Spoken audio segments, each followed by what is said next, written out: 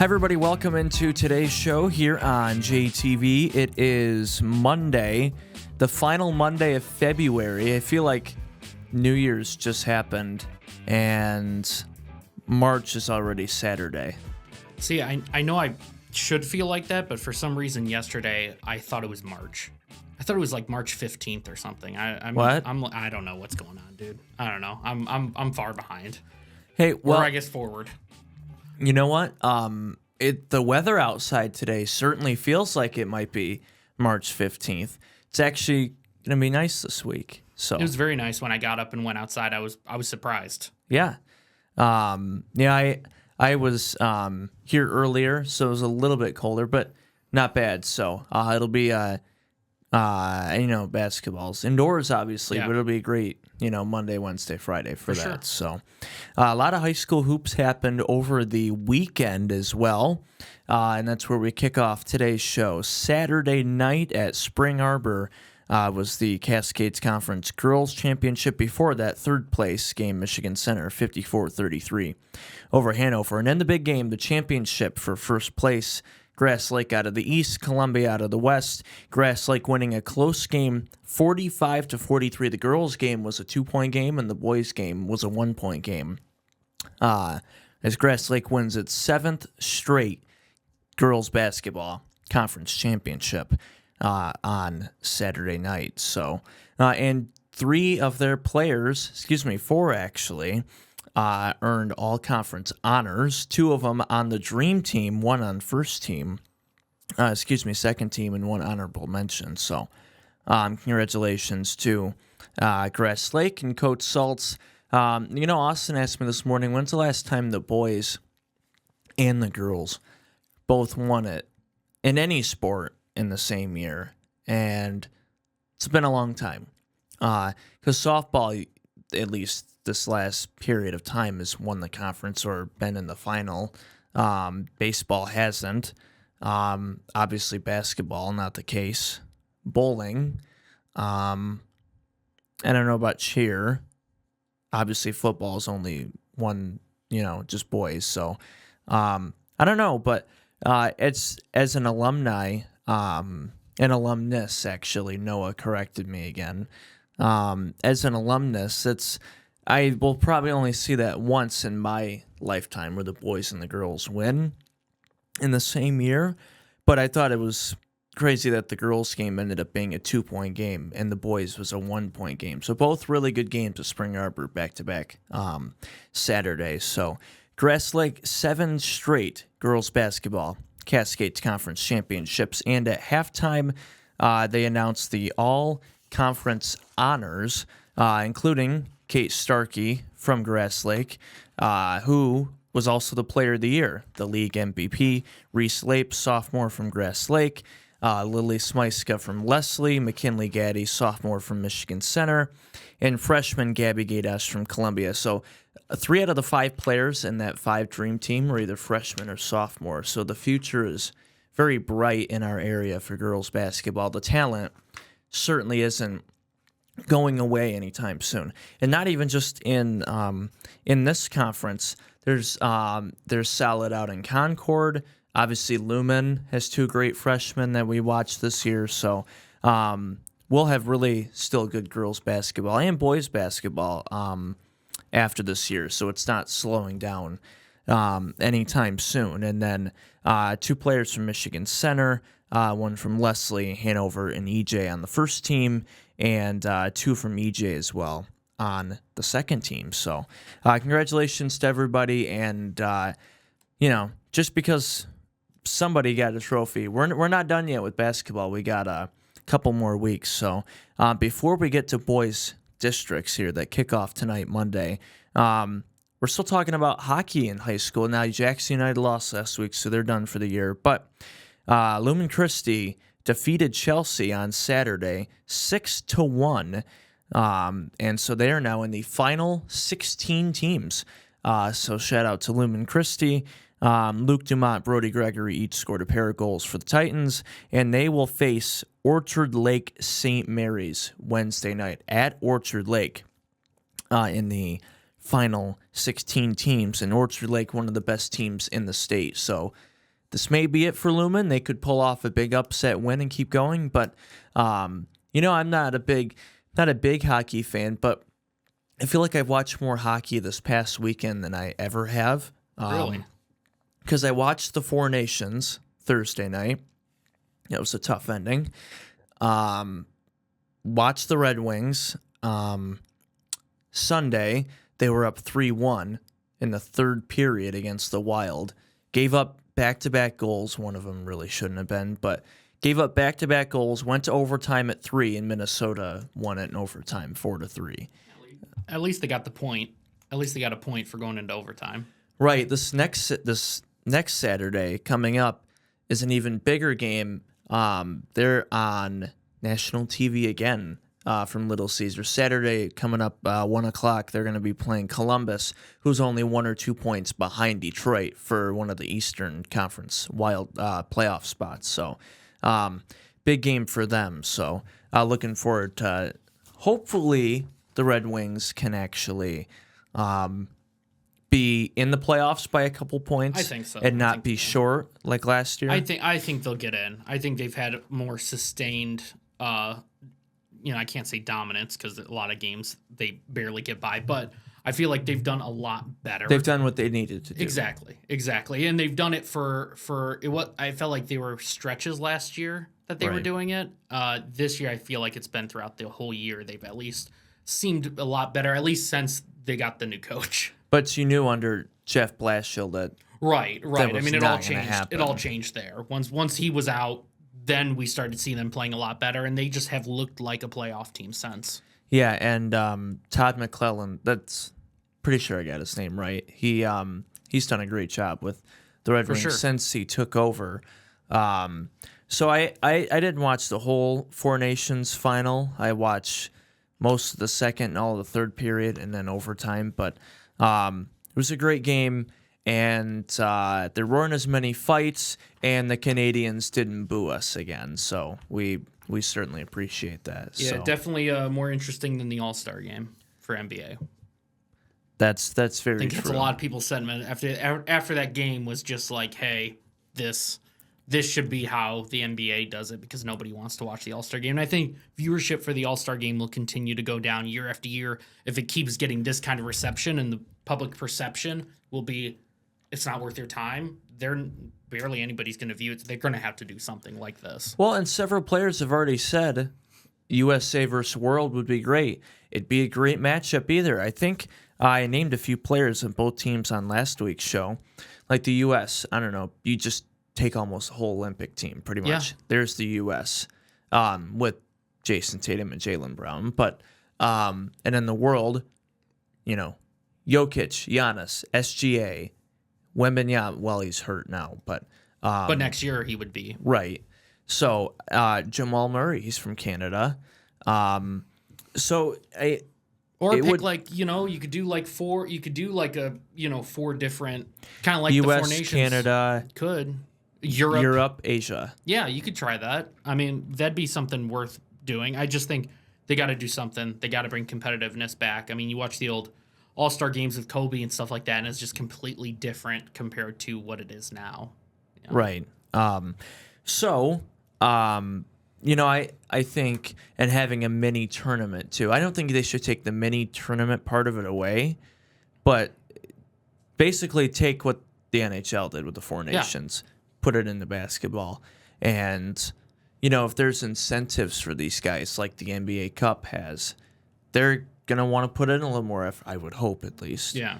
They do in the Cup, the Emirates Cup, or they did. Well, and that's the funny thing. It's like you already have that, so it's just weird that it's like once you throw money out there, then they're all about it. Well, even though they already all make 8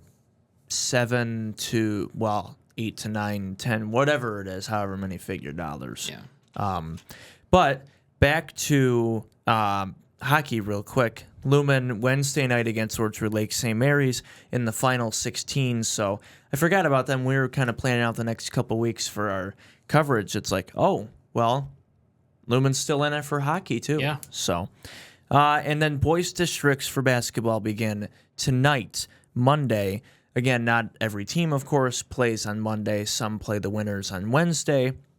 there's one girls district next week where 2 teams out of the 5 opted out and aren't playing in the postseason. So Concord girls get to wait all the way till Friday next week to play the winner of one semifinal game. So, but no, boys districts tonight, D1 at Holt, J High taking on Northwest at 7 o'clock, and the winner will play at 7 Wednesday against Okemos. Division 1 at Holt, Division 2 at Columbia Central, Western tonight taking on Pinckney, and the winner will play at 5:30 on Wednesday against Michigan Center. Columbia Western Center is also going to be for the girls district too, which is going to be really, really tough because all 3 teams are capable of winning games and winning a district, and they're all in the same district, and only 2 out of 3 are even going to make it to the final.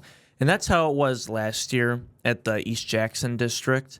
Grass Lake hadn't had their moment yet, but there was Lumen. East Jackson was a decent team. Napoleon, that Lumen-Napoleon game was all-time in Hanover. So it kind of reminds me of that from last year, where 3 of the best girls teams in the area, besides Grass Lake and Lumen, who are in their own district with each other, the other 3 are all on their own. But I think that's hard because of what division you're into. You know what I mean? Because if you're Division 3, 90% of the schools in our area are Division 3. But if you're Division 2, you're SOL. You know what I mean? Because you're only stuck with those 3 teams. Otherwise, you have to play Lansing schools or some bigger schools where you're not going to have a chance. So, but it is what it is regardless. So we're going to get really good basketball. So I'm happy for that. Columbia hosting D2 Western, playing 7 o'clock tonight, Monday. And then Division 3 at Hanover, I will be there Monday, Wednesday, Friday. EJ taking on Napoleon at 5:30 tonight. Monday, winner will take on Lumen at 5:30 Wednesday. And then the winner of Hanover Vandercook at 7 will play Grass Lake at 7 o'clock. And real quick, I didn't write this down, but speaking of Grass Lake, they lost the very last game of their regular season. They got all the way to 21-0 this past Thursday night.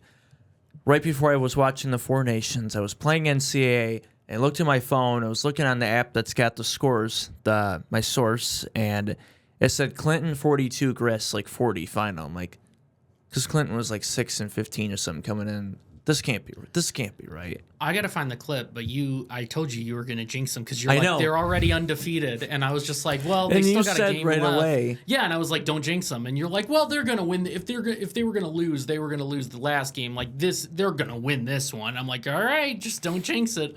That was my first thought when you sent that text. I was like, you said that in the group chat, and I forgot I said that. I gotta find it. I about died right away as soon as you said it. Must have been on the show. I doubt we said it in between, so I'll have to look back on the last few and see if I can find it, because I know we said it. I just don't know if it was during the show or if it was like our banter in between, during commercial break or not. But it had to have been on the show. I think I don't know. I'm sure it was on the show. When I tried to look through it, I was just like watching it at like 2 times speed, just like fast forwarding. So it's like I probably just skipped over it if it was in there. You know what? When we're done here after the last commercial break, when I'm putting together our clip, if I find it, that's going on. Perfect. Tuesday morning. Perfect. I like that. So we'll have to find it because that is pretty funny. But I jinxed it. 42-40 Clinton over Grass Lake. They get all the way to 21-0. Ugh. Big jinx, the big jinx. And then lose 42-40. But they still finished 21-1. Yeah, for sure. And that's not, just so the players know, that's not on you guys. That's on David Rice. So. Oh, thanks. Well, I just, I mean, you jinxed them. So. Well, they watch. So thanks for watching. Well, that's what I'm trying to tell you them. You blame me all you fault. want to. If they're going to be there at Hanover, go ahead. But no, and then D4 at Pittsford Jackson Prep, JPEC taking on North Adams tonight at 7, and Concord D4 hosting the district. They're taking on Litchfield at 7 o'clock. So Concord hosting boys districts and hosting girls regionals there. That's why they call it one of the best small town gyms in the state, and they always host either a district or regional. And I know the mayor, Matt Lehman, is always happy to host postseason events there. Mayor of Concord. That's right. So good luck next week or later this week to Lumen and hockey regionals. later in the show, I'll have more on how the competitive cheer and the bowling went. And congratulations to all the girls players from the Cascades and their all-conference honors. And good luck to all the boys kicking off their postseason tonight. 0-0, as most coaches would say. Right off everything that happened, and it's a new game. Brand new season. Yep. So, coming up later in the show, huge weekend in college basketball. Number 13 lost, number 8 lost, number 7 lost, number 11, 15, 19, and so on. So many upsets. We will get to that. Plus, girls basketball districts just got announced on Sunday. So we'll get to that when we come back. Don't go anywhere.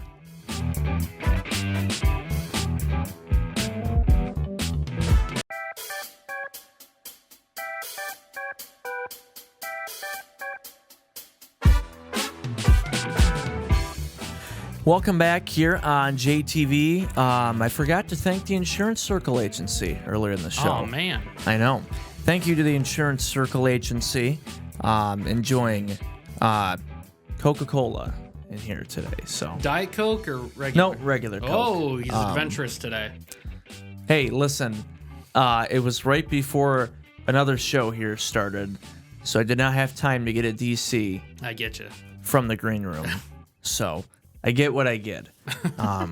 But thank you to the Insurance Circle Agency, myinsuranccircle.com or 888-5027 in Jackson and Battle Creek. And thank you to Pataki Orthodontics in Grass Lake, Hillsdale, and Coldwater, patakiortho.com. Mentioned earlier, Grass Lake winning the Cascades Conference Girls Basketball Championship for the 7th straight year. That's tied for the record now, 7 straight years. It's tied with the Grass Lake teams that did it in the 80s, 7 straight, and the Grass Lake teams that did it in the 70s, too. So just the legacy of girls basketball continuing there. It was a great game, too, 45-43. Now it was 45-40. Columbia made a 3 with 2 seconds left, and they didn't stop the clock after that last basket went in. They were supposed to? I think you're supposed to. Ooh. There was like 1 point something. It would have been enough time for Columbia to have them get the inbound and foul them. Yeah. But the clock kept running, and that was it. Wow. But regardless, it was a great game, 45-43. Several players from both these teams, all conference honors, and that just added to the great game that it was on Saturday night at Spring Arbor. So if you missed the game or couldn't be there, we have photos online at jtv.tv, and here's a few highlights.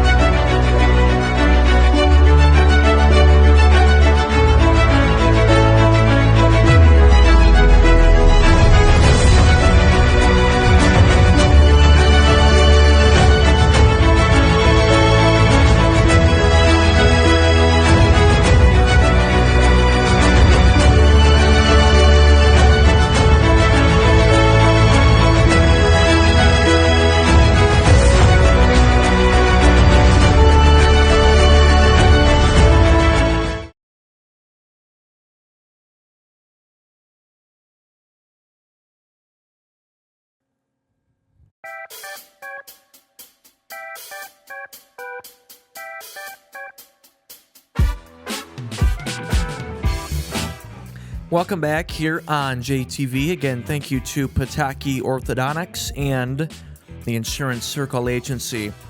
Couple other girls basketball notes really quick. Over the weekend, Concord, speaking to them, they're hosting girls regionals. They defeated Union City 54-44. Their first Big 8 conference championship in girls basketball in 10 years with that victory since 2015. So congratulations to Concord. And Western, again, already won the conference for the girls, but they completed a perfect record in conference play this season.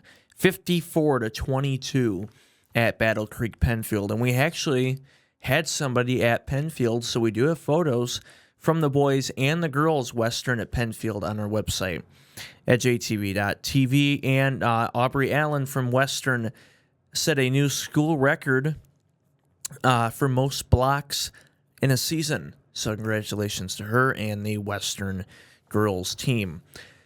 That's going to be a really tough out for them in the district at Chelsea is hosting with Western. Chelsea is a decent team, Columbia, and of course Michigan Center. All four of those teams are teams that if they were in their own district, they could win, but they're all in the same one. Bowling, 7 boys and 8 girls from the Jackson area qualified for the state bowling meet after placing top 7, which is the cutoff to make the state finals in regionals late last week. And in cheer, out of the 2 teams that were left, we're down to 1 for the second straight year. Hanover Horton qualified for the MHSA competitive cheer state finals, finishing second in the regional at Michigan Center with a score of 776. So congrats to Concord and Western girls basketball, all the bowlers who are going to be bowling in the state final next week, and Hanover Horton cheer next Friday in Mount Pleasant at 2 o'clock. So I don't know who's going to that yet, but it's going to be a very long journey for them to Mount Pleasant. It's a long drive out to close to Central Michigan out there. That's right, home of Antonio Brown. Yep. Central. Boy. Antonio Brown and Jim Francis, Central Michigan went to University. Central? He did. No kidding. Yeah. I've been there a few times. I've been out to Central. It's a nice campus. It's yeah, fun and you out can there. hit Soaring Eagle on the way back you too, can. Yeah. or on the way there, That's or right. both. Yeah, both. You might as well do both. You might as well go there, win a little bit, and then come back, and then you lose what you won on the way Exactly. back. And lose even more money. And if Jim is watching, I don't associate him with Antonio Brown. They just both happen to go to the same school. This is super random and off topic, but I just got around to seeing some clips from when Antonio Brown was on Theo Von's podcast. Oh God, I haven't watched the whole thing. I've Hysterical. watched part of it. Oh, it was hysterical. But you know what? It made Antonio Brown look pretty good because he seemed relatively normal compared to the little snippets of his life that you sometimes get to see. I think that's also part of the problem, not just with him, but I guess any celebrity in that kind of, who makes those kinds of headlines that he does, is you only hear about the stupid, things Or that what he's tweeting out, like the dumb stuff he's tweeting out, but that's the stuff that gets attention. So Right. I think, real quick here, what Theo Von does a really good job, though, with the guests on his podcast is he really, not that anybody else really doesn't, but the way he has a conversation with them, and you know what I mean? We're not talking about all the stupid things that you tweet about that you only get attention just for that. yeah, But, what was it like for you playing in the NFL? How the NFL career came to an end, or what was college like, and blah, blah, blah. Like, good conversation. Yeah. And I think he brings everybody's guard down just because of how he is, the jokes he makes, and the type of person he is. I think a lot and coming of people, from a rough journey like he did. Yeah. So I think people can relate to him in that aspect as well. But I've seen him with Cat Williams, or normally Cat Williams is relatively serious, like when he was on Joe Rogan's podcast. That was Right. a pretty serious podcast, and he had him breaking character at times too. He was legit laughing at some of the things Theo was saying. So, but great podcast if anybody wants to watch that. I thought it was pretty darn good. Yeah, I haven't. It's. I think it's been a while since it's been out, but I just has? got around to see. I think so because I thought I remember looking it up and being like, "Whoa, when did this come out?" Because I saw clips and I was surprised. Because I've seen clips of it here and there, like on TikTok or Facebook or whatever. I've watched only the first part of the episode. I'll have to listen to it. I'm going to be at Hanover Monday, Wednesday, Friday while I'm going out there. You can keep There you go. listening to Yeah, it. for sure. And again, Hanover, really looking forward to that district. Will we get Lumen and Grass Lake in the district final? That'd be the fun. two best boys teams in the area. Never thought I would say that about one of them, to be fair. History says so. Right. And real quick, because I know I want to touch on a lot of college basketball upsets we had, but back to Lumen Grass Lake really quick, because Grass Lake barely beat Columbia. To be honest with you, it probably shouldn't have beat them, but that's for another discussion. And they just lost to a bad Clinton team, 42-40, and Lumen still ended up finishing the regular season 19-3. Who says Lumen doesn't do it? Oh, You know what they I mean? definitely can. Don't count them out either. They made the Catholic League Championship out of all those schools. Now they got, killed literally by Riverview. But, there's still as soon as they make it out of this district, if they beat Grass Lake, they're still a state contender up until they meet Riverview Richard in the final eight. Ugh. I know. But that's okay. So, college. They could beat them. They've lost by over 20 to them both times they've played. And what was your prediction for Grass Lake and Clinton? I don't know what you're talking about.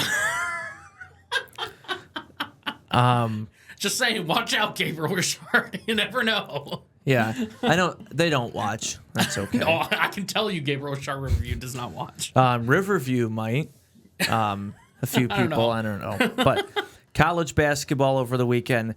We had some huge games. So before Sunday, backtrack here, Purdue last week already lost to Michigan. Already lost to Michigan State, both top 15 teams, and so was Purdue. Purdue got pummeled both games by both Michigan and Michigan State. Then they play unranked Indiana on Sunday at Indiana and lose by 15 in their in-state rivalry. So Purdue should not even be ranked now. Losing to Michigan State and then losing unranked Indiana. And it was the 40-year anniversary of Bob Knight throwing the chair and getting ejected. Oh, that's cool. So they had the chair on the court on the sideline. They still have that chair? Yeah, I wonder if it's that specific chair. Mike Woodson, the current coach, used that chair. Oh, that's sick. That's really cool. I'm surprised it's still in good condition. That needs to be in the, and who knows, maybe that's where it's at, but that needs to be at the Basketball Hall of Fame. I was going to say the National Museum of Archives. Well, yeah, that too. Yeah, it could be at the Smithsonian. I think that would work if it was at the Smithsonian. Somebody said our green couch needs to be in the National Museum of Archives, I think I know who said that. I agree. Number 4, Alabama over number 17, Kentucky, 96-83. I watched most of this game before I left for Spring Arbor. Number 5, Houston, 60-59 at Iowa State against the number 8 Cyclones. This was at 11 a.m. Saturday, 77-69, number 6 Tennessee over number 7 A&M. Notice how all these are SEC teams too. Yeah, I noticed that. But, I mean, you're telling me a good sports team is an SEC team? That's not a big shock. Right. Unranked Oregon defeated number 11 Wisconsin 77-73. Wisconsin was up by double digits in the second half, and Oregon rallied and beat them in overtime. I knew that score because Big Cat from Barstool was in shambles after that game. Yeah. Unranked Arkansas, Coach Cal over Missouri, 92-85, number 15. Unranked BYU over 19 Arizona, 96-95. Unranked Oklahoma over number 21 Mississippi State, 93-87. Trying to catch my breath here because there's been so many upsets. Yeah. Unranked Vanderbilt, they did it in basketball too, not just football. 77-72 over Ole Miss, number 24. People always complain that, people only talk about the SEC. Well, out of the I was going to say majority out of the those teams. 16 or 18 teams that are in the SEC, 13 of them are going to make the tournament. Right. So there's no denying So it it. makes that SEC tournament game or that tournament fun, is Right. that anybody can win that, really. Anybody can win that. Big Ten, you have a couple teams that you expect that are going to be in the finals or in the semifinals of that tournament. But for the SEC, it's wide open. Right, like because for the Big Ten, Michigan and Michigan State are both tied for first in the Big. Or no, Michigan State is the lead now, but Yep. Michigan State, even though Purdue will drop huge in the rankings, they're still not a horrible team. In Wisconsin, that's a slip up. In Wisconsin, Yeah. so they're the top 4 right now. Indiana's on the bubble. Ohio State just lost yesterday too to a not very good UCLA team.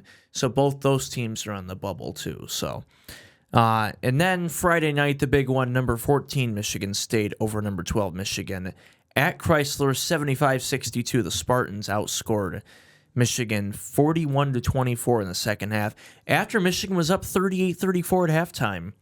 And then they got outscored 41-24 in the second half. And even that last 7-8 minutes was embarrassing, awful for Michigan. I know Brandon must have had a great time watching that game. I wasn't even at home. I was at a certain establishment here in downtown Jackson, and I couldn't pay attention to the whole game. And every time I looked up, it was like, okay, now they're not up by double digits anymore. Now they're only up by 4. Oh, now Michigan State's got the lead. Oh, now they're going to win. It just got worse and worse as the night went on. But at least the Pistons won on Friday. You know how many straight games they've won now?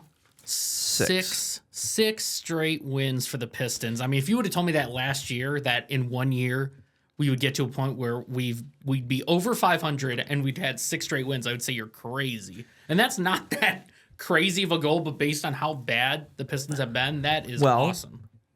Cade had almost 40 yesterday, 7 threes, and the Pistons not only have they won 6 in a row, there's 6 in the East. Yeah, that's pretty sick. 7 through 10 is the play-in. I would love for us not to get in the play. I would love for us to be able to skip that play-in. That'd be so and you good. think about who else is in the East: Cleveland, Boston, New York, Indiana, Pacers, Pistons. Just say Milwaukee. In Milwaukee. Yeah. So there and you then go. Miami. Yeah. Orlando. Yeah, some of these teams got to be on the bubble. I would assume Orlando's going to have to be in a play-in, especially if the Pistons keep playing well. Yeah. If the regular season wasn't, if the MVP wasn't based on the team's record, because unfortunately that's how it is. Why, if it wasn't based on the record, why wouldn't you put Cade in the discussion? I mean, this is a team that lost almost 30 games in a row last year. Historically, arguably the worst team ever. And now there's 6 in the East, and Cade has been dropping 30, 40 pieces like it's nothing. And he was an all-star. I can say with certainty, I saw this bet. I forgot what sports book it was, but maybe it was Bet Rivers, and it said for most improved player, Cade Cunningham was like even odds. I would say, still the favorite, but even odds. To me, I think that's a win right there. I'm certain he's going to win that award for what he's been able to do with one of the worst teams to come back, and it's been because of his play. He'll eventually win MVP, not this year. Yeah. But that'd be awesome. I think that would be one of the first ever Pistons to win league MVP. I don't know if Pistons ever won league MVP. Well, also, who else has been playing well? Jaden Ivey. I was going to say Duran's been playing great as well. Malik Beasley, Duran, Tobias Harris. The Pistons have 6 players averaging double figures right now. When's the last time we were able to say that? Cade right now this year, out of 52 games, 26 points a game, 6 rebounds, 10 assists, 2 steals and a block. And Cade, and then Jalen Duran leads in rebounds as well with 10. But the Eastern Conference standings, that's what I was looking up here. So Cleveland in order here, the top 10, because 7 through 10 play in order: Cleveland, Boston, New York, Indiana, Milwaukee, Detroit is 6, and then the 4 teams in the play-in: Orlando 7, 3 games behind the Pistons. The Pistons are 3 games ahead of the cutoff. Well, and then when you look too at Milwaukee, who Milwaukee, you know, look at some of the players on that team. Milwaukee's a good team. It's just they haven't been able to 100% figure it out. But when you look at And it, they're going, Milwaukee's going through a lot right now because Chris Middleton just left. Yep. I don't know why. And Giannis isn't going to be in Milwaukee. Well, and the Pistons are only 2.5 back of them and 2 games back of Indy. So it's just like when you see that, it's just like they could, if they keep this role, you could potentially see them as a 4 seed. That could actually happen. So they are, they're a game and a half back of Milwaukee. Game and a half. Yeah, I think I said 2.5. Yeah, a game and a half of Milwaukee. A game and a half, and then they're 2 games behind Indiana. That's doable. And then at that point, if you're the 4 seed, you're feeling pretty comfortable that you're going to make the playoffs and that you're going to have a little bit of a favorable matchup potentially. Yeah, because either in that 5 or 6, you're going to play either Milwaukee or Indiana, 2 teams that have been slipping. You're going to or if Orlando sneaks in there, Orlando, they're good, but they're not on the same level. I can't believe I'm saying this still, but they're not on the same level as the Pistons are. I mean, they got a couple good players, but not like what the Pistons have done over the past, couple months. I mean, it's just been, for me, it's been shocking watching them and seeing how well that they've been playing and how well coached they've been. And that was against a Spurs team that isn't horrible either. Now they just lost, Victor Wembanyama for the season, which sucks. It was a blood clot, wasn't it? Like a blood clot in his shoulder or some weird stuff like that? Which is really concerning because you remember why Chris Bosh had to retire? He had multiple blood clots. That's why he had to retire. Now, granted, I don't know if it makes a difference or not. Obviously, we're not medical professionals, but... far from it. Very far from it. We're more dummies than medical professionals. But Chris Bosh is older, but still, and so was LaMarcus Aldridge. But still, that's concerning when you think about LaMarcus Aldridge had to medically retire because of that. Yeah. So did Chris Bosh. You hope Wemby's going to be okay, and I'm glad that they're taking the steps to make him better. But yeah, that was a shame to see. I saw somebody online put money, speaking of bets earlier, somebody put money on him winning. Why would it have been? Would it have been? Defensive Player of the Year. That's what it was, because I was like, it was one of the big awards. Right. But yeah, he put money on him because he was like the clear favorite. But he was like, yeah, I'll put $1,000 to win like $100. It was something like that. It was like, well, I think he said in the tweet, an act of God would only prevent this from happening. And then 2 hours after he said that was when the news got released. So crazy stuff. Talk about bad beats. Yeah, I think that's another guy from Barstool. I think that was Jersey Jerry that did that. Jersey Jerry? Yeah, do you know Jersey Jerry? Jersey Mike? No, it's I love Jersey. Can we get a Jersey Mike's in Jackson? Going way off. I've never had Jersey Mike's. Oh, dude, Jersey Mike's, of all the sub places. I've had Firehouse. Firehouse is pretty good. Firehouse is very good. I put them on that list. But Jersey Mike's is like not even like they're in a whole nother. Seriously? Oh yeah, dude, they are so good. They are so. What did they do? I don't want to talk about subs forever when we're supposed to be, finishing college basketball. Yeah, but I don't want to talk about MSU beating Michigan. So I don't either. You get Jersey Mike's and Victor Wembanyama. No, we just said that in the same sentence together. But why? What did they do different though? With Jersey Mike's, like what's different? Super fresh stuff. They cut the meat right in front of you, and they have hot and cold subs, and it's just the bread is really good. It's just, man, they're just awesome. We need one here, really bad. So they're way better than Jimmy Jobs. Yes, and I like Jimmy Jobs a lot, but they are better than Jimmy Jobs. Can we get them to sponsor, please? That'd be awesome. I'd have to say their name right from that point on, but yeah, that'd be sick. Yeah. And hopefully they can actually provide freaky fast delivery too if they're a sponsor. That's right. So. They could deliver to us down here. That's right. Chick-fil-A. Oh. We talked about it last show. Please, Chick-fil-A. Please, we need to figure out how to get a hold of them, because I would love to get some nugs before every broadcast. That'd be very nice. Some nugs? Get some nugs, man. That's right. Get the big Valentine's shaped tray with like 100 of them. That sounds good. But no, Michigan, they're still a good team, and they're still the favorite other than Michigan State in the Big Ten. So tough loss, but that's all right. I'll be at the game Thursday night at Chrysler against Rutgers, so should be an easy win. That's not till 9 o'clock, by the way. It's Eastern time. That's strange. Yeah, whatever.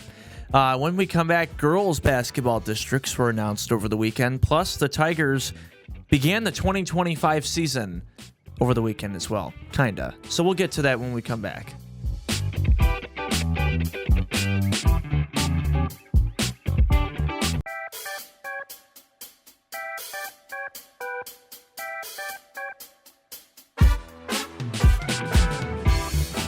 Welcome back here on JTV. Thank you to the Insurance Circle Agency and Pataki Orthodontics and Minuteman Sewer and Drain and all of our great sponsors here on JTV. MHSA Girls Basketball Districts announced on Sunday.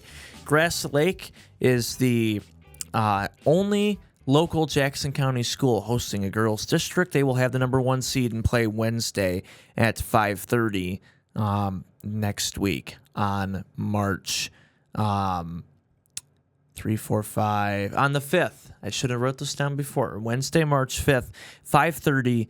They will play the winner of one of the Monday games, and then Lumen 2 seed. So if the favorites take care of business, we will get a Grass Lake Lumen girls rematch from earlier in the year. They played at JC. I was there, and Lumen beat Grass Lake by 10.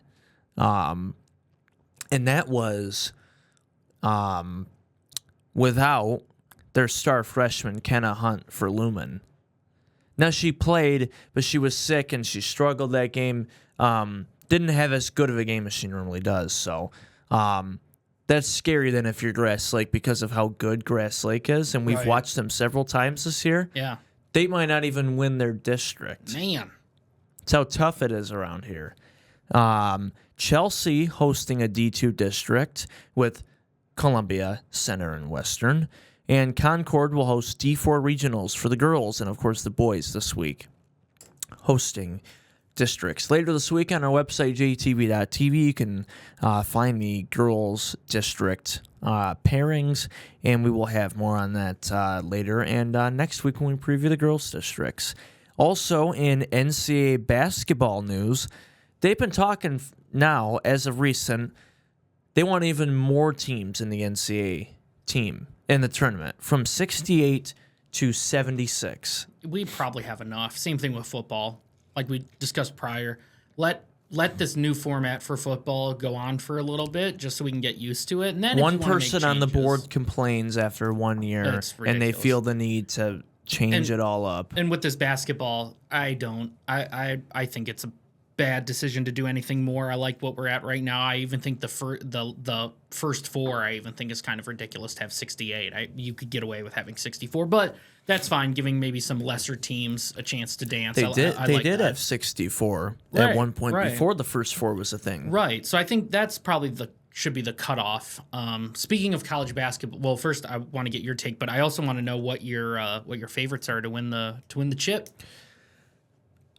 You know, if you would have asked me 2 or 3 weeks ago, I probably would have told you Auburn was the number 1 favorite. And then Alabama. And that's what I was going to say. A team underrated. People probably haven't watched them a lot this year, even though they're top 10 in the nation. Rick Pitino, St. John's. That's out of the Big East. I bet you they win a couple games in the tournament. I don't doubt that at all. Oh, for sure. Yeah. I'd put them in for sure the Elite 8 right now. Although it is March. Anything can happen. Anything can happen. Look at Yale, who beat Auburn last year. I just mentioned Auburn. Yeah. Do you think Auburn's done, or do you think they do have a shot to do something in the tournament? No, I think they still have a chance. Now, not in order, but just looking at some of these teams on here just as a basis, but Auburn, Alabama, really like 5 teams from the SEC. That's how good they are. But Alabama, Auburn, I maybe not make the Final Four, but make some noise. I don't see why Michigan and Michigan State both can't be in that discussion. I think they definitely can. I personally like Houston. I think Houston has a really good shot. I always feel like they have a good shot and then they disappoint. But I think Tennessee has a really good shot at winning. So my A&M. two are Tennessee and Bama, I think. Okay. Let's see. They're unranked right now, but if they continue to play better and get big upset wins, Arkansas, Coach Cal. Yeah. Obviously Duke.